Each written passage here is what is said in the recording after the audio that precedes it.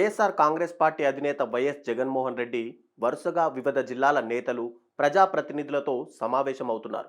ఇప్పటికే పలు జిల్లాల నేతలు ప్రజాప్రతినిధులతో సమావేశాలు నిర్వహించిన జగన్ తాజాగా రాజకీయ పరిస్థితులు, పార్టీ నిర్మాణాలపై చర్చిస్తున్నారు. కష్ట సమయంలోనే గట్టిగా నిలబడాలని, ఇబ్బందులు వస్తే తననే గుర్తు చేసుకోవాలని చెబుతూ వస్తున్నారు. ఈ క్రమంలోనే తాడేపల్లిలోని వైసీపీ కేంద్ర కార్యాలయంలో ఉమ్మడి నెల్లూరు జిల్లాకు చెందిన నేతలతో వైసీపీ అధినేత జగన్ సమావేశమయ్యారు.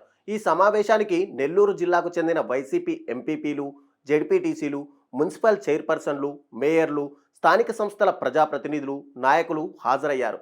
సమావేశంలో భాగంగా జిల్లాలో పార్టీని బలోపేతం చేయడానికి చేపట్టాల్సిన చర్యలపై వైసీపీ అధినేత జగన్ నేతలకు దిశానిర్దేశం చేశారు. ఈ భేటీలో తాజా రాజకీయ పరిణామాలు, జిల్లాలో నెలకొన్న సమస్యలు తదితర అంశాలపై నెల్లూరు జిల్లా నేతలతో వైఎస్ జగన్ చర్చించారు. మరోవైపు వైఎస్ జగన్మోహన్ రెడ్డికి యునైటెడ్ కింగ్డమ్కు వెళ్లేందుకు గ్రీన్ సిగ్నల్ ఇచ్చింది ఆంధ్రప్రదేశ్ హైకోర్టు. తాజా పాస్పోర్ట్ పొందేందుకు అవసరమైన నిరభ్యంతరకర పత్రాన్ని జారీ చేస్తూ హైకోర్టు తీర్పునిచ్చింది. 5 ఏళ్ల కాల వ్యవధితో వైఎస్ జగన్కు పాస్పోర్ట్ జారీ చేయాలని పాస్పోర్ట్ అధికారులకు ఆదేశాలు జారీ చేసింది.